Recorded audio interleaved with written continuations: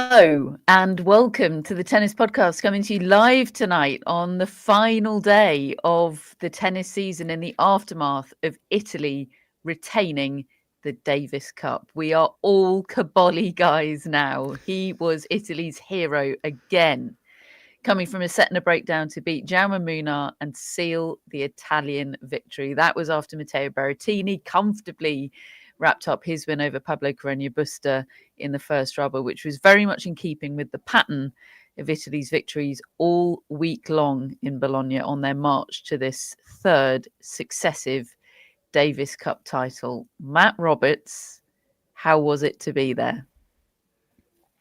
It was pretty special, I have to say. Who'd have thought home and away Davis Cup finals really work? And the noise in that arena was absolutely spine tingling, really. I mean, just very, very special. Berrettini led them out as he has done all week, and then it went a bit flat because Cobolli was a bit flat to start with. I'm sure we'll talk much more about that. But then the crescendo and wall of noise as he was winning it was, really, really moving. And I've just come from the two press conferences, which were, as different in vibes as you would expect. Spain very much trying to take positives, and I think there are a lot of positives for them to take. And Italy, I think, several glasses of champagne down and giggly and just having a great time, which is what you want from the final press conference of the year. Yeah, for everyone that's been waiting for us since 8 p.m. to go live, those Italian glasses of champagne are the reason we weren't live at 8 p.m. We can allow that. David, how does it feel to be the guy that has always believed in Flavio Cobolli?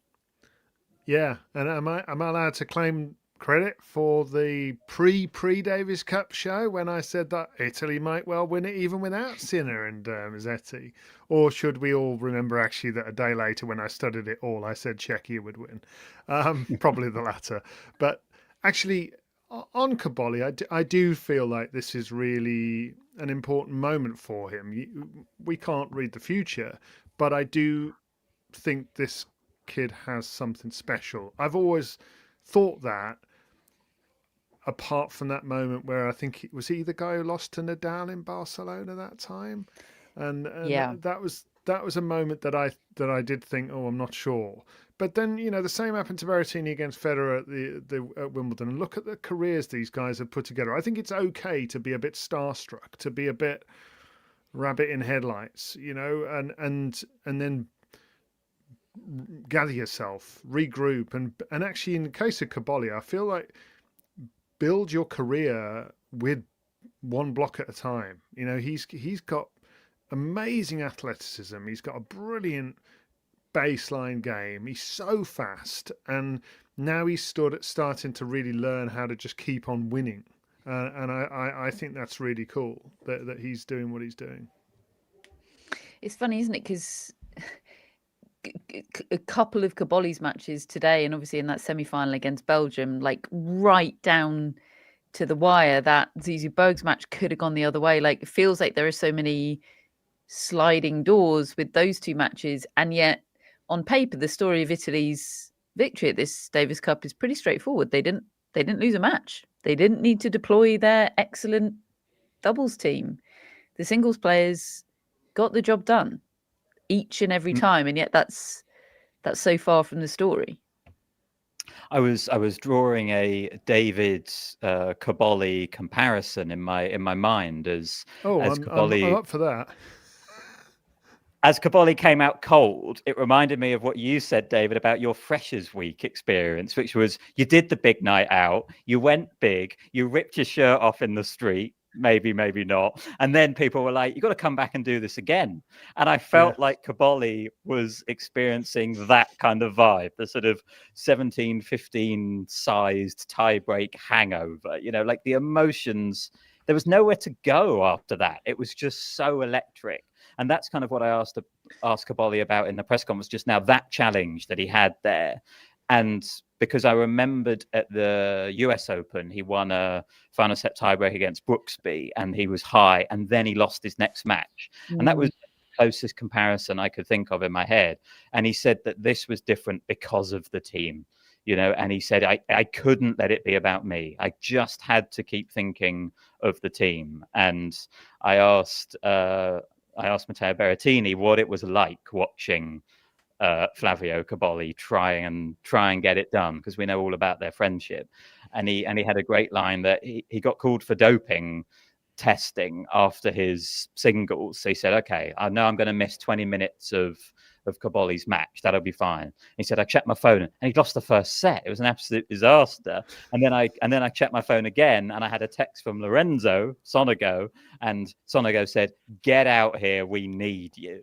And so Berrettini makes the journey out onto court, and it was late in the first set when that was happening. And it did feel like once he was there, and once Cobolli was able to just get into the match a little bit more, suddenly he was okay again. And he was thinking about the team, and he was thinking about, trying to really put a bow on this week, because it would have been a shame if he'd had that tremendous high and then ended up not winning the singles. So I think that's a hell of an effort from Cobolli to go again and back it up and find a spark in this match and turn it around and start playing it on his terms again. It was very, very special. He needs to try and tempt Matteo Berrettini into retirement so that he can become his full-time vibes guy. Is that what you're saying? to be able to Yes. translate the guy that he's been this week into, his individual career, he needs Matteo Berrettini there. I think I might need Matteo Berrettini there. But what an incredible, that's such a lovely story. David, today's Cobolli Munar match, there's quite a lot to get into. What was your take on it as a tennis match?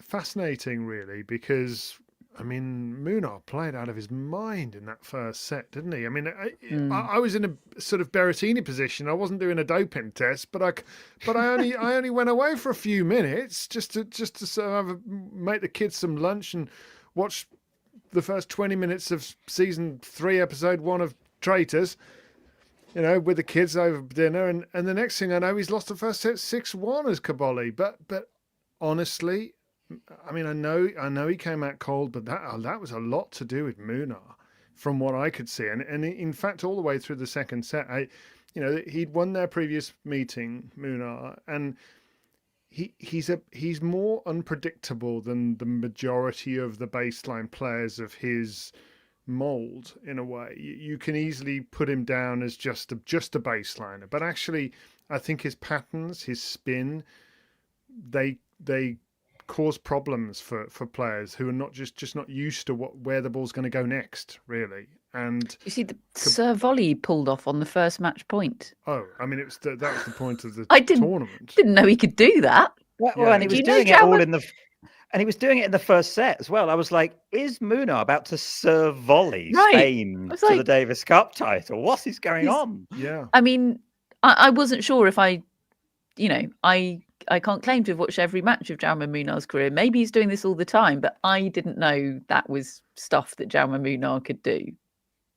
No, it was amazing to witness. And really, Cobolli, he just had to do it incrementally. He had to dig in and kind of find his way back into the match, kind of the way he found his way back into his whole year after that terrible start to it. And I think maybe there are some parallels to draw there. He's kind of grown up this year. He's so boyish, isn't he? He's such a young looking guy, and I think that's from what you were telling me, Matt, about your experience of him as trying to be the Italian number 1 this week in the absence of Sinner and Musetti. He comes across as young, he's trying to figure out how to be this leader in a way, and he passed with flying colours. He really did. And but in terms of the actual match, he's worked his way back into it, and I do think Munar made a big mistake by getting chippy with the crowd and getting pissed off and letting people know that he was annoyed at them because they're just going to do it more.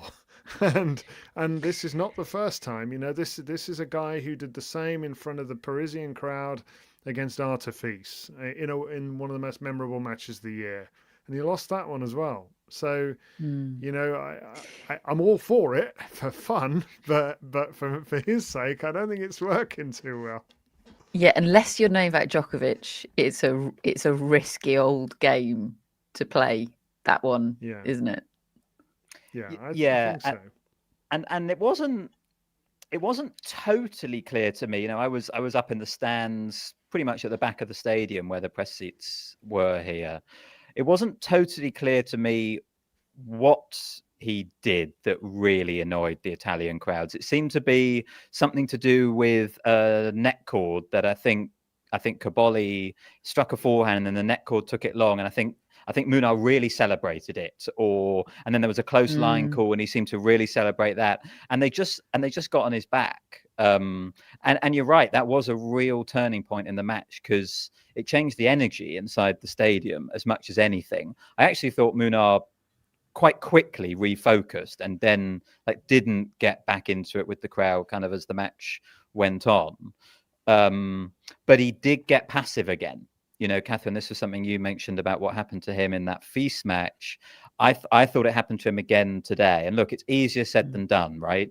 He's got to win this match. And, you know, he'd been playing out of his mind for the first set and a bit of this one, playing a game style that I think he has sort of shown before, but not quite to that level. It was fantastic from Munar.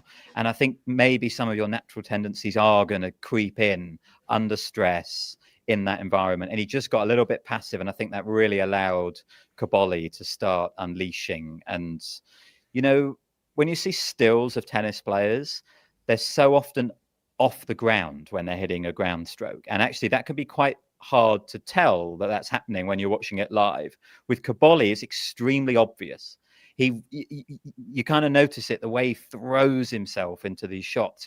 It's really quite something to watch live. That's kind of the thing that stands out to me the most watching him, these stinging ground strokes, particularly the forehand, the way he leaps into them. And he was just doing that more and more, and he kept it up. And that's what impressed me, because then once he'd leveled it, it might have been him that got tight, and maybe Munar could have been able to become the aggressor again. But Cobolli just kept pushing, and I was so impressed because, yeah, going back to that press conference David said right at the start of the week when he was asked, "Are you going to be the leader?" and he really didn't take the bait. He said, "No, like we're all the leader." I thought, "Oh dear, that doesn't give guy who's going to come out and win 3 singles matches for his country." But God, did he prove me wrong. He was awesome, and he was pleased that in the 2 big matches he's had, he played his best tennis in the big moments. That was something that he really stressed. Hannah thought she detected some captaincy aggro between Villandri and Ferrer. I really hope she was right and not just teasing me, because that sounds fabulous. I didn't see any myself. Matt, can you confirm either way?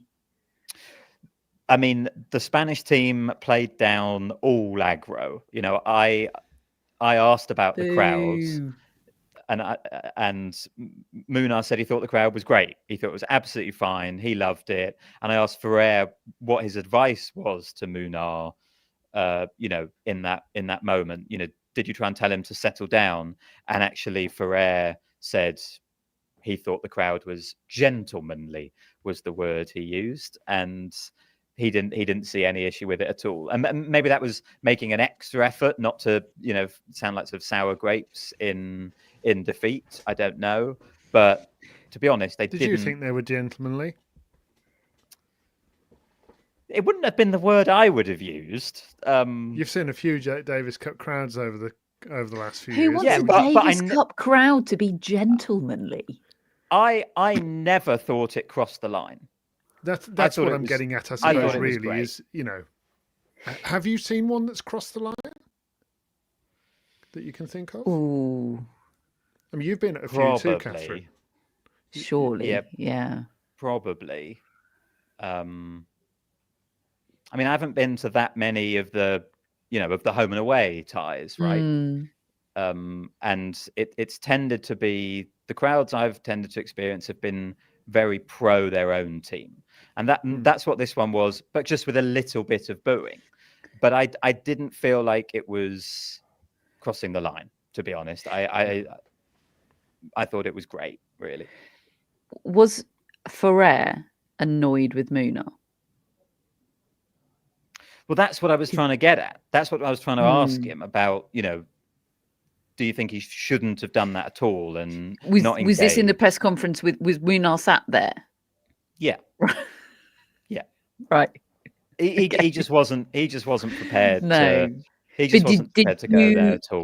In the moment, both of you, both watching on TV and in the stadium, might actually have been easier to detect on TV, David, with the close-ups and everything.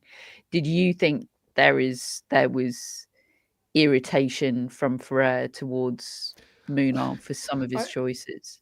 I think it would have been. My sense was that he knew this wasn't the best way to be going about it, and he was trying to keep his mind on the job. There was definitely a lot of trying to make eye contact and get him to focus, which I think is absolutely the right thing to do. You know, he knew there was potential, I think, there for Munar to completely tailspin, you know, and just feel victimized and feel like he's going to give them some back, and it's not going to get you with the actual result at the end of the day. You might feel good in the second that you've given them some back, but it's going to get worse. And so I sensed that he was trying really hard to do his job and keep him focused. There was a nice little exchange between Volandri and Ferrer, I felt, at the net, and a little hand slap between them as they, you know, they're fighting hard, they're competing hard as captains, and yet I felt there was still real mutual respect at the same time, which is just where I want it to be. I like a bit of needle for sure, and a bit of atmos between two teams, but I also really appreciate, as hard as they're both fighting, that there is a sort of decency about them. So no, I think that is Munar. I don't think you're going to change him. I think you've got to try to. There's a bit of edge there, isn't there? There is edge, yeah, and it's part of what makes him so good. I think he is hard work, and I do think he can get in an opponent's mind too. I think that can help him sometimes, but he can end up self-destructing. I mean, like I said, he lost to Feast, and I know it's not the only reason he lost to Feast, but he did lose to him. He then lost to today. So I'd be curious to know, had he not had those outbursts, whether the result would have been any different. But I think that's a little unfair, really, to Cobolli in this moment. I think that he won that match ultimately. I think he just about wrestled it off Munar. Incredible, really.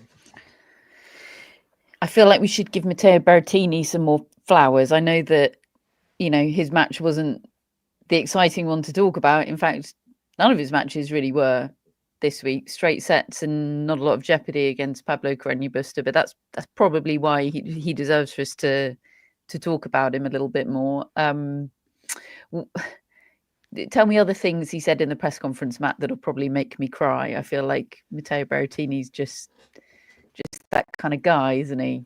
Makes you feel things, especially on a moment like this. It was actually Volandri who sort of had the line of the press conference right at the start, saying that I didn't cry for the first two, but I cried for this one. You know, in terms of comparing the Davis Cup experiences that he's had as a winning captain over the last 3 years. And, you know, I think it's probably obvious that this one was quite different to the others. You know, it was at home for starters, and the emotions were therefore, I think, that much more heightened, and they didn't have Yannick Sinner call upon. So, you know, I think it was different, this one. So I sort of put that to Berrettini, because obviously he'd been part of the team that won last year and, you know, agonizingly not able to be part of the team that won in 2023 because he was injured. So I sort of asked him to explain the experiences, and he said he used the disappointment of not playing in 2023 as his motivation for last year. You know, I think it was a sort of personal redemption arc, really, for him last year in terms of getting back and being a playing member of the team. That was his experience last year. Whereas he said this one, this one became motivation again for him, but during the middle of the season when he was injured and not able to play in that summer on Injured sort again. of his best, right, on his best surfaces, really. He missed them, the sort of natural surfaces this year. And he said then he targeted Davis Cup, and he was told by Valandri and by, I think, the Federation, you will be part of the Davis Cup team if you're fit and sort of raring to go. Like, we believe in you. We've seen what you can do. So he absolutely made that his goal to be here for Davis Cup. And, Sonogo's ranked higher than him. It's not like they're naturally using their number, the next in the ranking. Also, Darderi is ranked higher than him. Right. And he's not even there. But it's Berrettini who's their guy. This today, and that's because it only really occurred to me today to sort of to even think about whether Berrettini was the natural choice on, because, like, of course you pick Berrettini, but a significantly higher ranked guy with significant, Sonogo's had a couple of good runs in slams this year, quarterfinals in Australia, another fourth round. Like, he's got big match experience. He's sat there on the sidelines the whole week while a guy ranked more than 20 places below him is chosen ahead of him. And that's not even something that's particularly raising eyebrows or feels particularly bold from Filippo Valandri, nor does it seem something that Lorenzo Sonogo is remotely annoyed about, which... And I think even if Berrettini had lost, maybe I'm wrong, but I don't think anyone would really have been going, well, you you made should the have wrong picked Sonogo. No chance. No chance. I was thinking back to the chat I had with him at Wimbledon when he was just trying to be part of Wimbledon. He just didn't want to give up on a Wimbledon, and he was clearly not fit. Yeah. And I felt very sorry for him. And I mean, I think he lost in 4 sets, something like that, in that first round of that Wimbledon. And did go through my mind, that I wonder whether we've seen him almost for the last time at this level, because I'm not sure his body's just going to be able to withstand it. And it's been stop-start, hasn't it, all the way through since then. And even in the practice stuff that was going on this week, you were worried about him, Matt. So for him to come through those 3 matches and to win today, I mean, I think that's great for him. And he played seriously well, didn't he? I mean, he still got it. If his body can hold up, he can still perform at this level. I can't. Was it Austria they played in the first time? His first match, I was concerned about him fitness wise. It was a convincing win, but there was a golfing class between him and his opponent, and it still didn't occur to me to think, why are you playing the injured number 58 in the world ahead of the fully fit number 36 in the world who's just sat there being a cheerleader? Like, of course you play Matteo Berrettini if he's putting his hand up in the Davis Cup. Would have been tough to have played Mazzetti ahead of him, to be honest, the way things have ended up going. And also I was thinking, if Sinner were there, would they have played Berrettini still in the number 2 ahead of Cobolli, potentially even? Like they would have had some real selection headaches there, because, as they say, they always say this team is long, is their expression. There's so many possible players. Like, it is remarkable that they've just won the Davis Cup without their 2 best players. I mean, just crazy. And I know the way the draw fell, I don't think they played a top 30 player, or certainly top 20 player. I think they had quite a kind path there. There were, Zverev was here, and Mensik was here. There was some, and Lehechka. There were some bigger names here that they didn't have to meet, and but you just sort of think they would have still sort of risen to it, because Cobolli and Berrettini did show us something very special this week. And look, it makes sense. It feels right for Italy to be the Davis Cup champions again, because they are the force in men's tennis. This is not an accident. You know, with all of their best players, they could have won this thing several times over. Like, they are such an incredible force in men's tennis. You could fill 3 or 4 Davis Cup squads, each of which could probably at least have a chance of making the finals with Italian men alone. Of course, you know, they've been winning the Billie Jean King Cup as well. But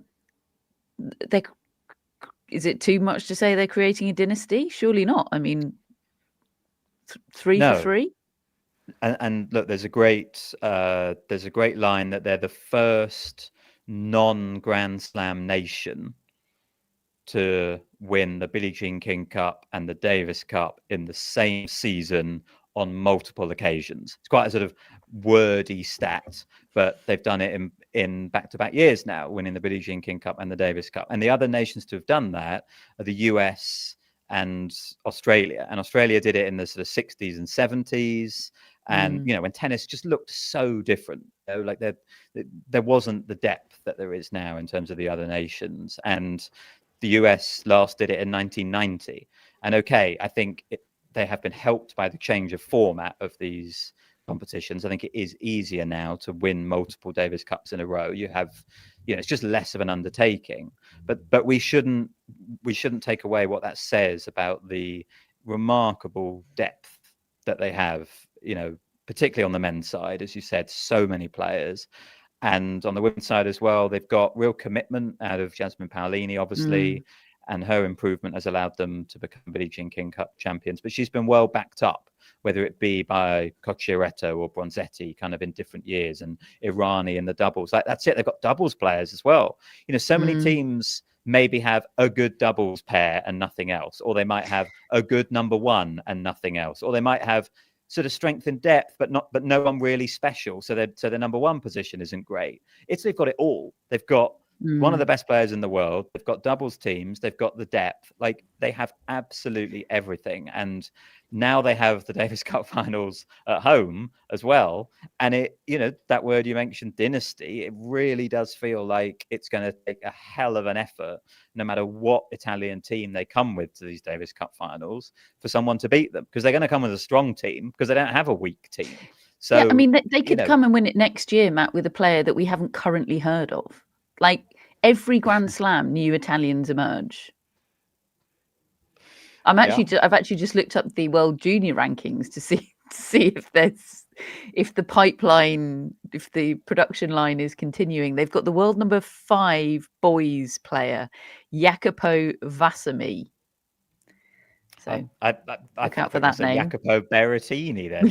For when I saw the name Jacopo, I did think of Jacopo Berrettini. Bless him.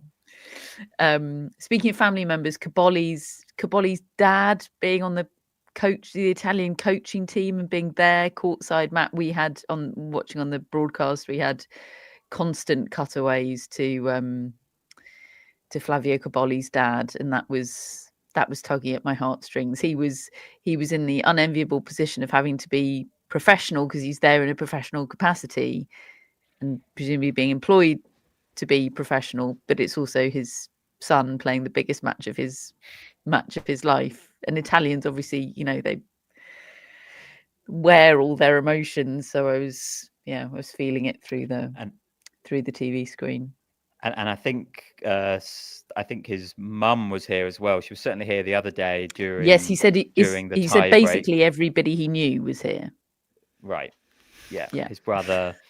Yeah. Girlfriend.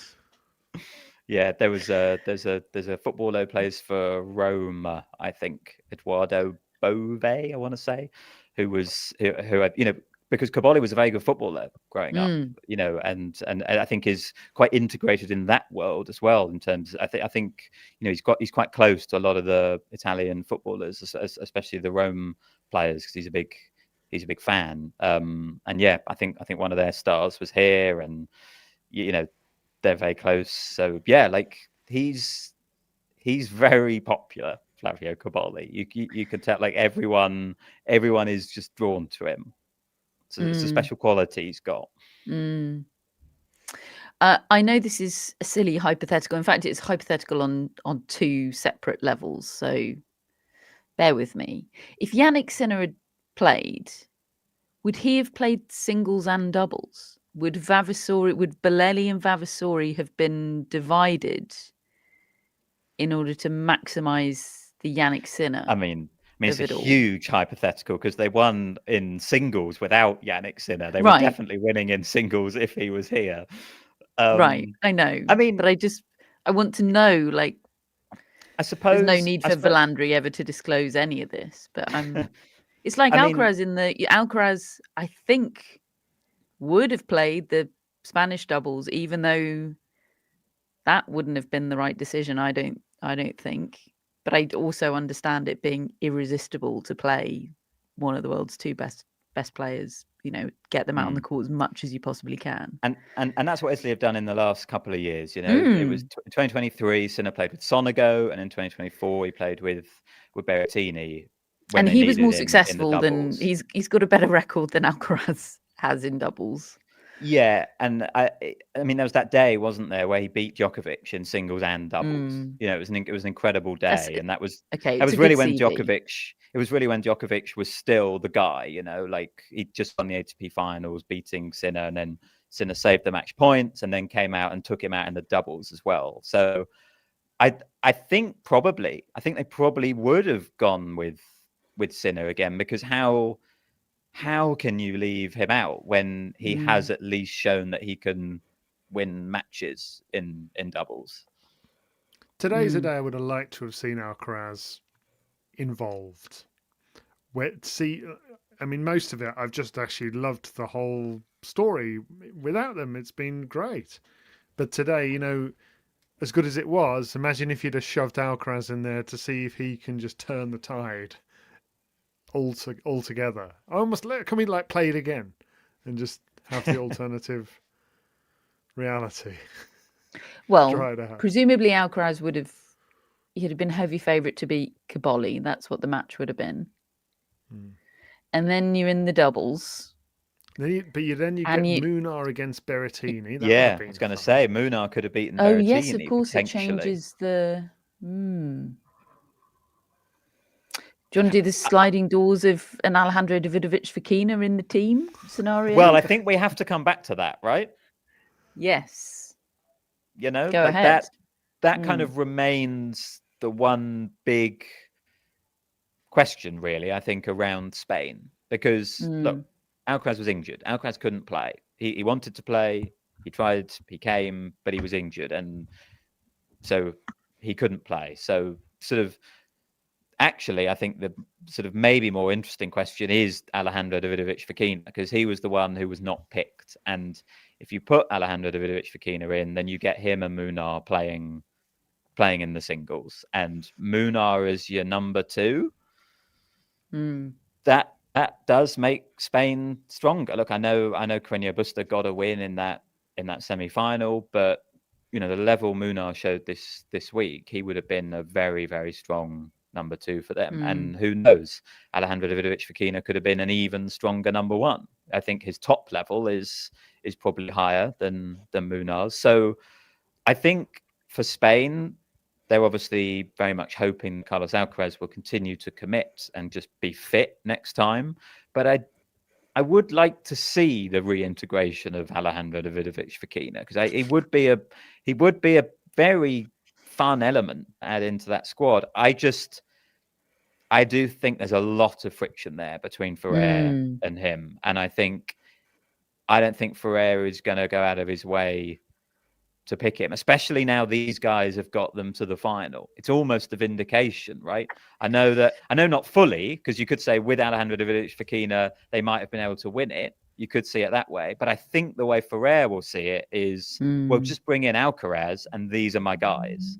So it's just bring in the world number one and we're fine. That's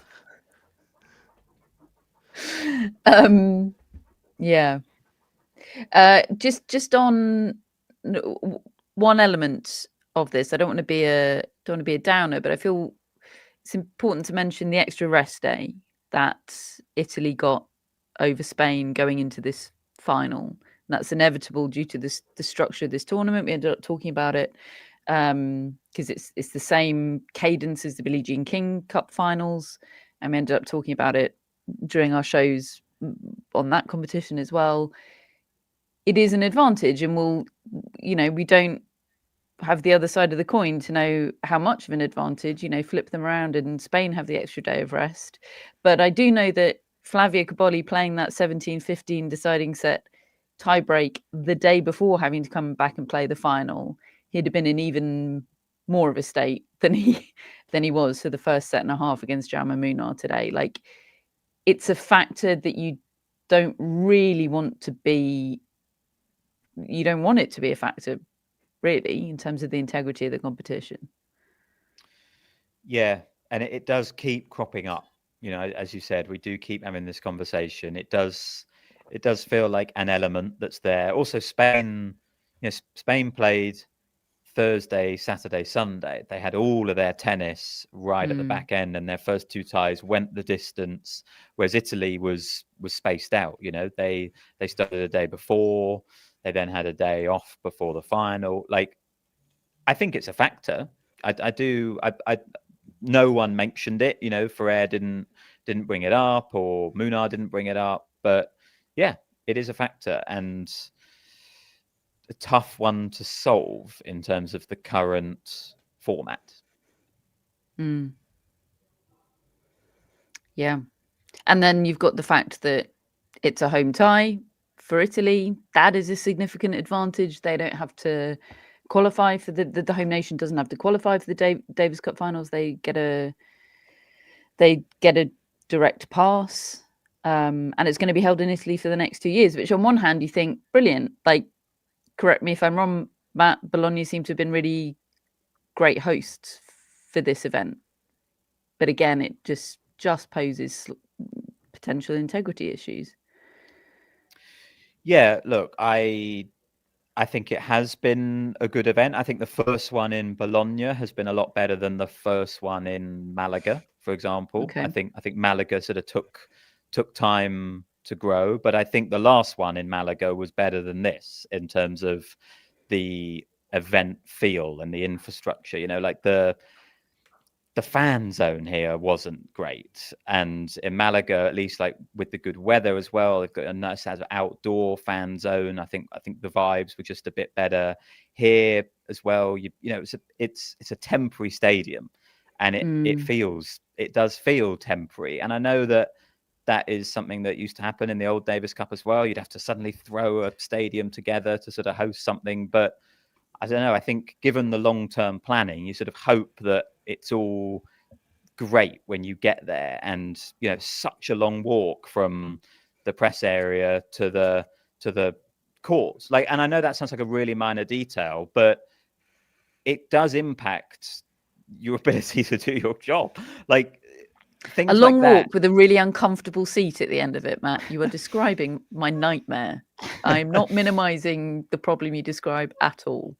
Yeah, and look, I think it's something that is going to change here in Bologna. I think the plan is very much to go to a different venue in Bologna next year. So I'm hopeful the Radiohead one. I actually am not sure it is that one. I think they might. I'm not exactly sure about this, but I think they might be building a new stadium for the basketball team, and then I think the hope is that it will go in there, which would be a more permanent structure. It's just not a particularly glamorous location. The way I described it in terms of Pavilion 37 and Pavilion 36, I think that really does give you an idea as to what it's like. It's pretty just sort of dry and cold. To be honest, Matt, your backdrop gives us an image of what it's like. Right? Like it's not glamorous, and I think you want a bit more glamour, and I'm hopeful that will build over the years. And also the city, lovely city, Bologna, like so nice, so stunningly beautiful, but it's under construction at the moment, and there's sort of putting a tram line in, so that wasn't sort of great for fans, I don't think. And it's not quite the same sort of World Cup vibe in terms of if you can't just be outside in the sun. And I think Malaga did have that going for it. So look, I think it has been a good tournament, and particularly with Italy's participation and run, there've been amazing crowds and amazing atmospheres, but you do risk having a neutral final, like we had in Malaga, and you've also got the inherent unfairness of a country hosting it so much and so often. Like, there are these issues with the format that we're going to talk about every single year in this in this current format. It works, like, I think we've had good weeks, and I think people probably underestimate just how many of the teams did have their strongest players here, and in Davis Cup generally. Like, even in the qualifiers, USA had a strong team, but they just went out. Australia had a strong team, but they went out. So we therefore were missing some big players here, but it's not like they weren't playing Davis Cup this year. People are playing Davis Cup. Obviously, Yannick Sinner's withdrawal is the very big caveat to that. I don't want to play that down. That was big, but people are playing. But also, I always think the lack of good, proper TV broadcast deals is a massive problem. Like Germany, I was hearing it wasn't on TV in Germany. It was being streamed online by the federation. And back in the UK, I know Britain weren't in it, but it was on Tennis Channel. That very, very few people have that. I don't get the sense that people know about this still. And even within tennis, it feels quite small, but especially outside of tennis. And that, to me, was one of the big reasons for changing it. They wanted it to have the big reach, because they said, France, Croatia in France is great for those two nations, but what's the bigger cut through? Let's have a final 8 where we've got 8 nations, more people are going to be interested. I don't really get the sense that more people are interested via the new format. Maybe people will throw, TV viewing figures and online stats at me that will back that it is bigger, but it doesn't feel like it has more cut through than it used to have.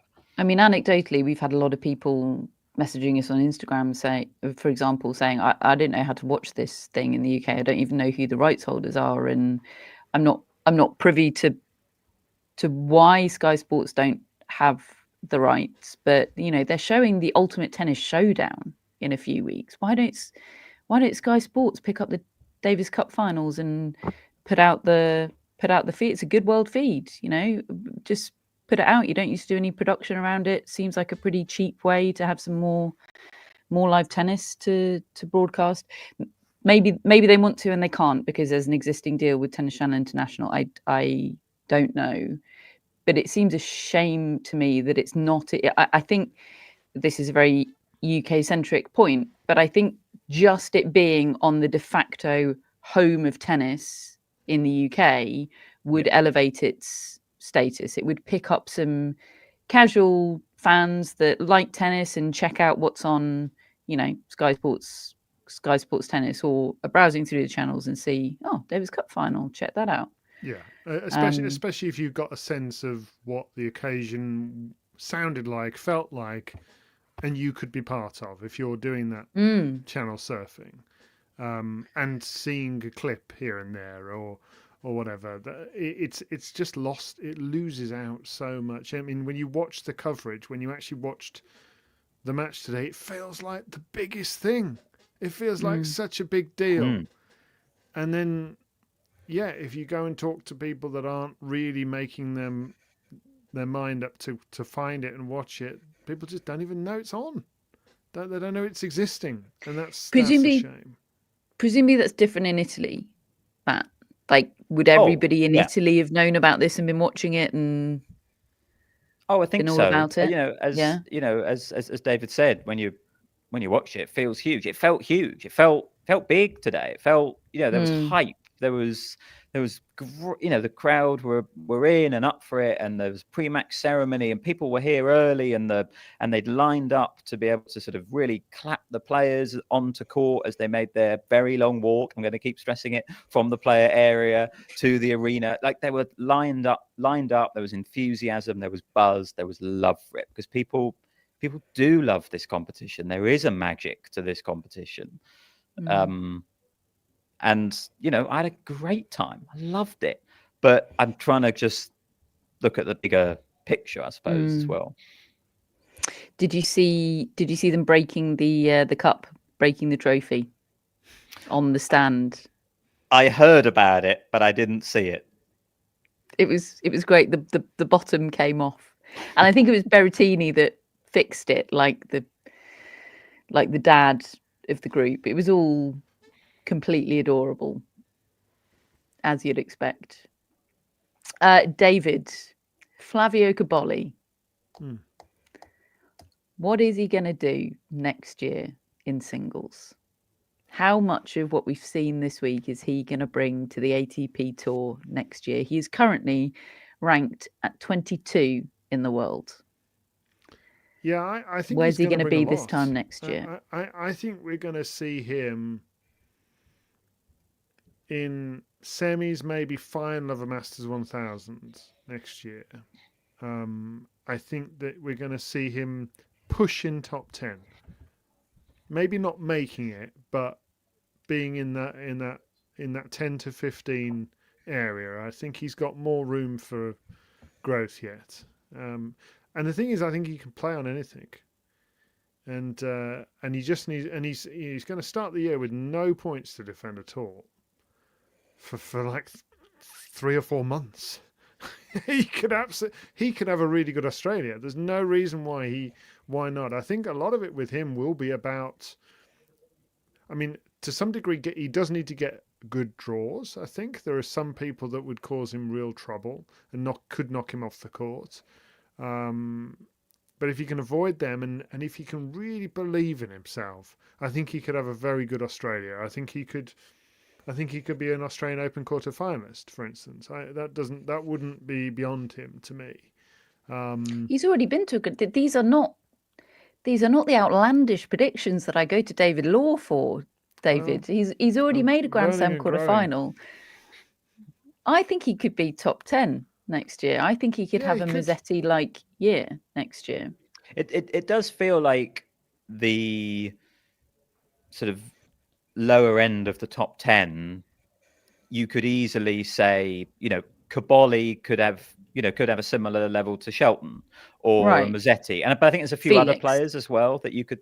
Felix, I think Felix. I know it's about consistency, isn't it?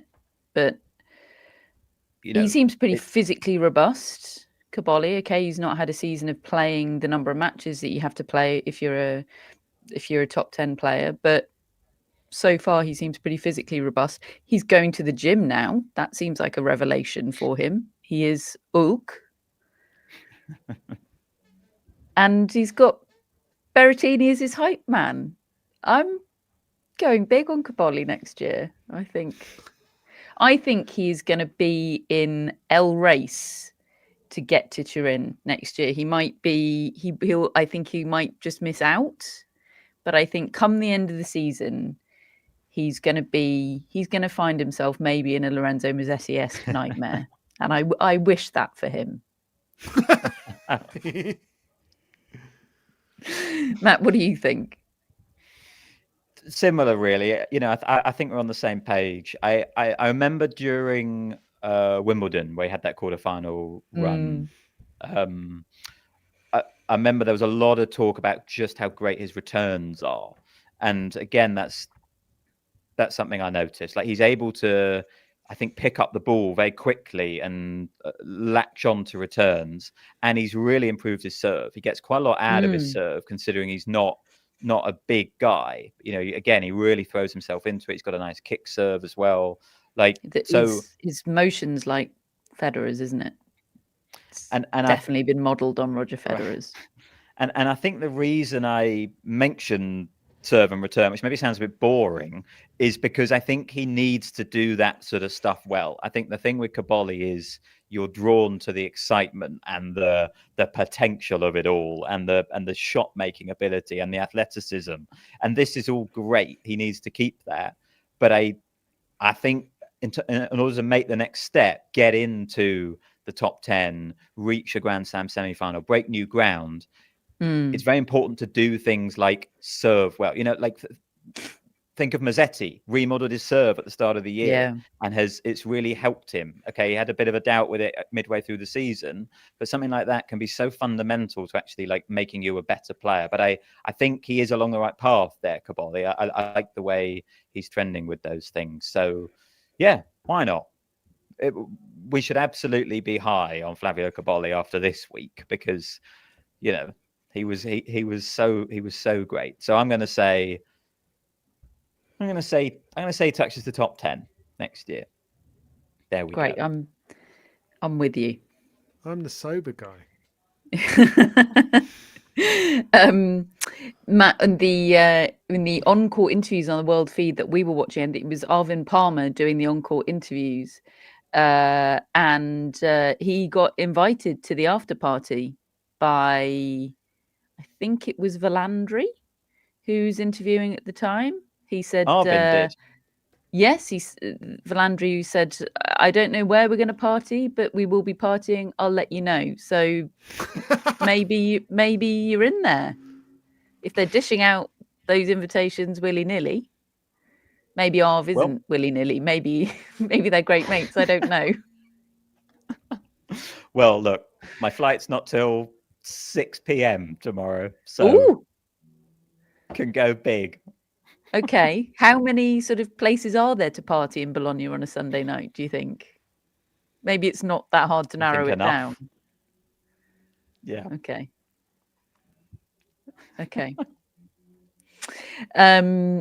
David, any more Davis Cup takes before we let Matt go and find the after party?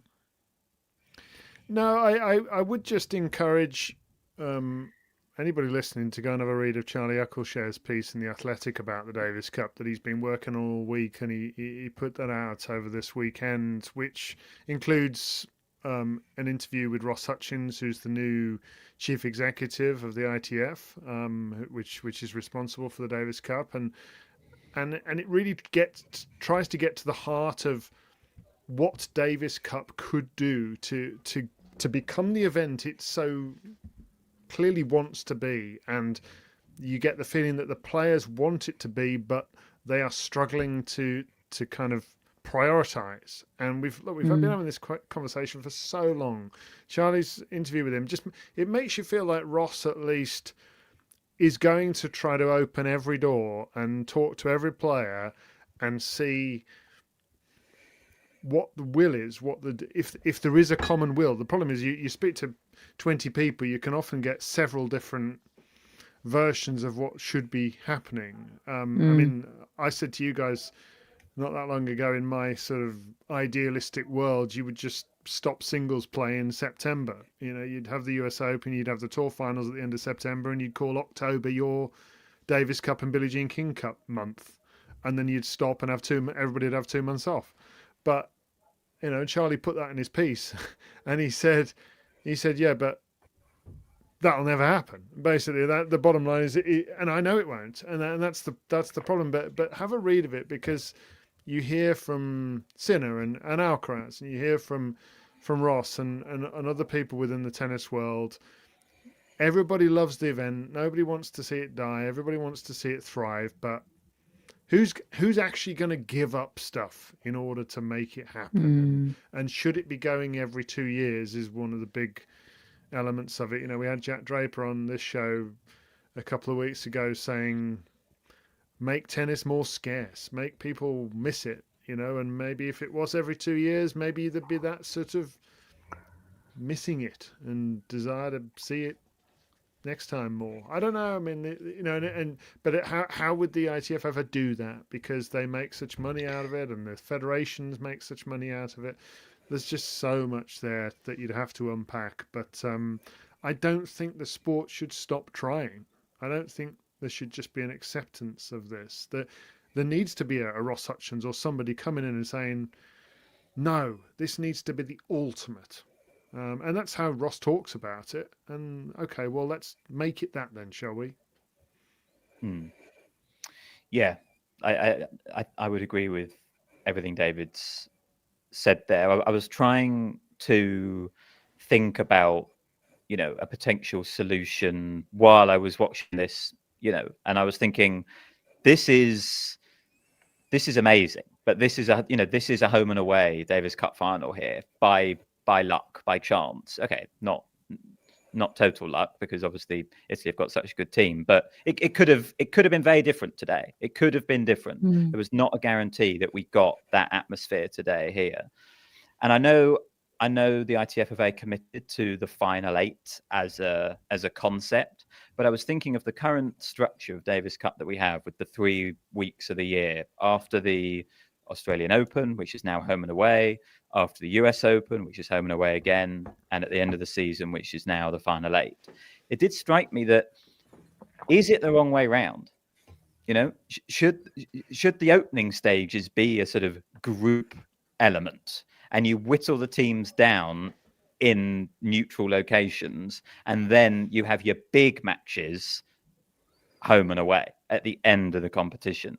So you always get semi-finals maybe after the US Open, which is home and away, and you get a final which is home and away. And it just strikes me that I quite like the balance we've got now of 3 weekends rather than the 4 that it used to be. I think it has taken some toll off the players, and I like that we've got some home and away again. I quite like the final 8 as a concept, as I've described. I'm not saying it's bad. I'm just thinking, could it be even better?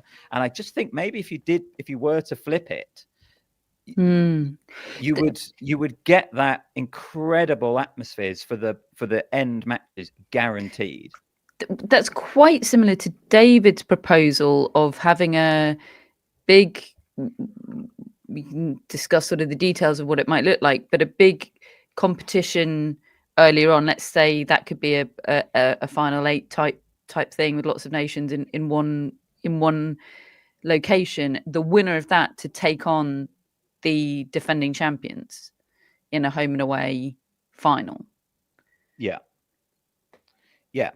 And look, a potential negative of what I've just said is that, I think those opening rounds on neutral venues probably wouldn't look great. They probably wouldn't get many people going to them. And you're maybe taking away the chance for some of these smaller nations to host ties, which they can at least now do with the 2 rounds of home and away early on in the competition. We had the draws today for the qualifiers next year. I think India is hosting a tie. Like, amazing. And if you sort of came up with the sort of idea that I've had there, that would be probably very, very difficult to do. But I just am so sold now, I think this is the first time since 2019 where I've witnessed a Davis Cup final have the home team in it, and it's magical. It's better. And we used to have that, and now we're not guaranteed it. And I would like a way where the final of the competition, the final should be the best thing. And I was just trying to think of an idea within the current framework without changing it sort of massively overhauling it, because ultimately what David said is right. Like, to get the ideal ultimate change, you have to rip everything up, and all the various governing bodies and enterprises have to be singing from the same hymn sheet, and that just seems like a pipe dream. But I think there are ways, and I think David's right about Ross Hutchins as well. Hopefully he can be the sort of figure that can listen to people. And, to be fair to the Davis Cup, they have made some changes, like we've not got the same format we had 5 years ago. They are trying to improve and tinker. Some of it was enforced by losing all the Cosmos money, but they are open to change. So I'm hopeful that we can keep trying to build something even better, even if it's pretty good as it is right now. The thing is, the ITF are both responsible for the Davis Cup and creating this elite World Cup of tennis product that is maximally attractive to an audience, maximally attractive to sponsors, viewers, players, this big shiny thing. And they're also responsible for developing tennis in Yep. smaller nations and for growing the sport worldwide and for grassroots, and I believe in both those two things.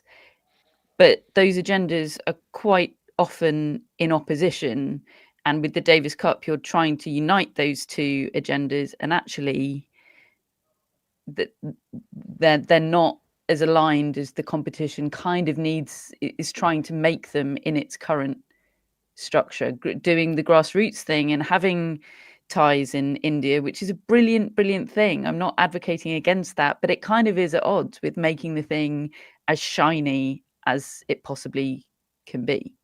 Yeah, that's it. And I think when people, and I would, I'm sure I'm guilty of this myself, when we talk about what the Davis Cup could be, we're mostly thinking about the top end of it and the top tier of it. And I think it's, as you said, the fact that it happens every year is very important for the smaller nations in the sport. And yeah, it's so hard. For every proposal you can come up with a counter proposal for something else. Like it's hard, and I do think people are trying.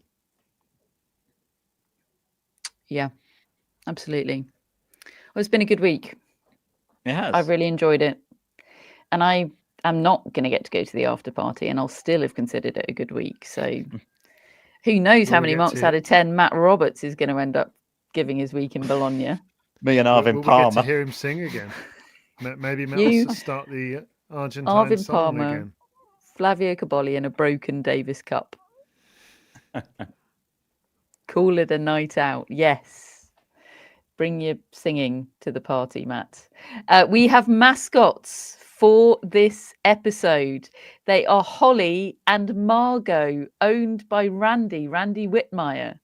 Holly and Margot, I see some doodles here.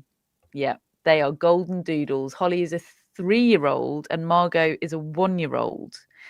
We live in North Carolina, says Randy, but they are originally from Tennessee and they're actually cousins. Oh.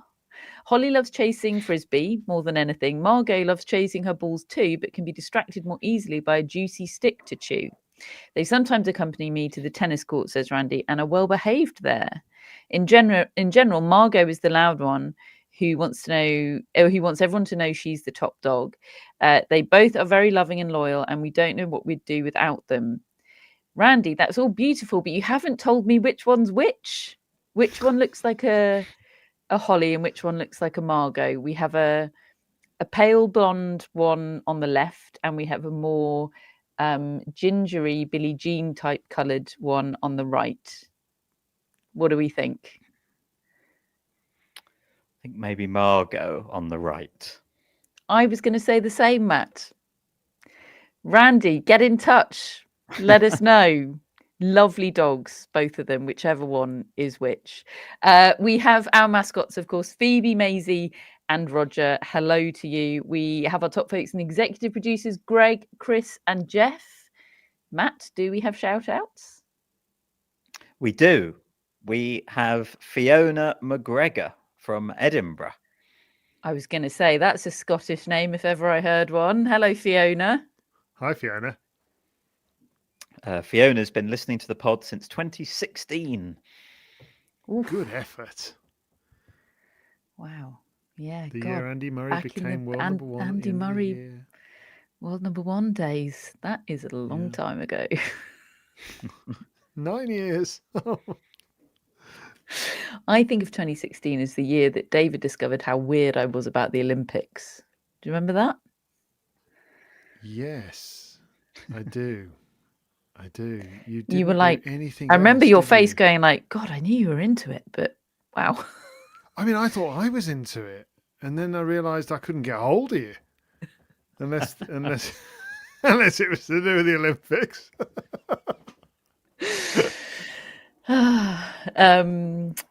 Edinburgh.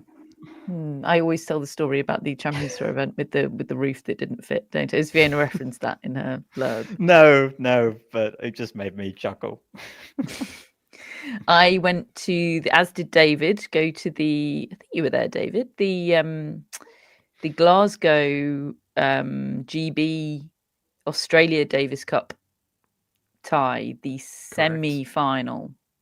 Yeah. Where I insulted what's his name, the one that's now a politician. Sam Gropp. I insulted Sam Gropp in an interview. I think that is still on the internet somewhere. Yes. Yeah. You had takes about his hair, which his teammates found very amusing. Fiona, thank you very much for giving us the chance to relive that. We also have Fleur Thomas from New Zealand, but living in Melbourne. We know Fleur. We went for lunch with Fleur at the Australian Open and Fleur. And the Eccles shares. That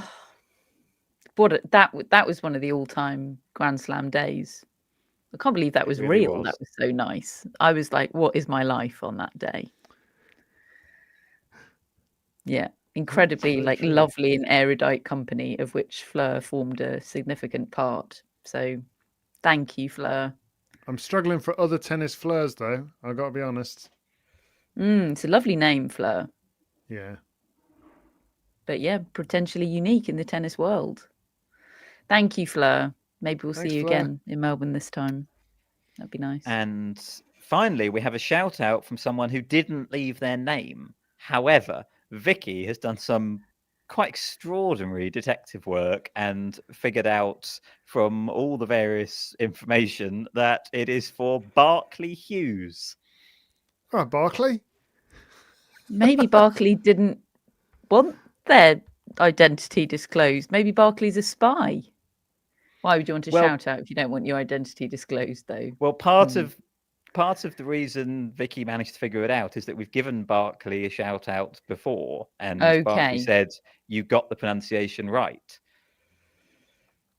Okay. Oh, well, I'm very pleased. Like Barclay's the former sponsor of the ATP finals.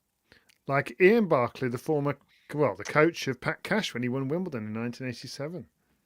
We've done great work there, David, for Barclay. Yeah. Matt's come up with nothing. Alison Hughes. Yeah. Is that the second time was here she's come up this week? Yes. Do we know anything else? Presumably we don't know anything else about No, are we spelling it right? BAR?